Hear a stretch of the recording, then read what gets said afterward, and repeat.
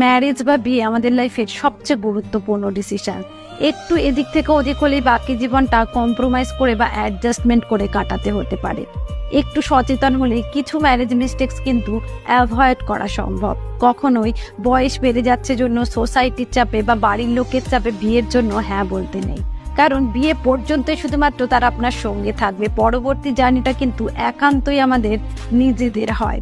কখনোই আপনার বিবাহিত জীবনের রিমোট কন্ট্রোল বাবা মা শ্বশুর শাশুড়ি ভাই বোন বা অন্য কারোর হাতে দিতে নেই। হাজব্যান্ড এবং ওয়াইফ দুজনেরই দুজনকে যথেষ্ট স্পেস দেওয়া জরুরি, কিন্তু আবার এতটাও নয় কি আপনার পার্টনার আপনাকে ভালোবাসছে কিনা আপনি সেটাই বুঝতে পারছেন না। হাজব্যান্ড এবং ওয়াইফের মধ্যে একটা কমফোর্ট জোন এবং ফ্রেন্ডশিপ থাকা জরুরি, যাতে দুজনেই দুজনকে নির্ভয়ে মনের সমস্ত কথা খুলে বলতে পারে।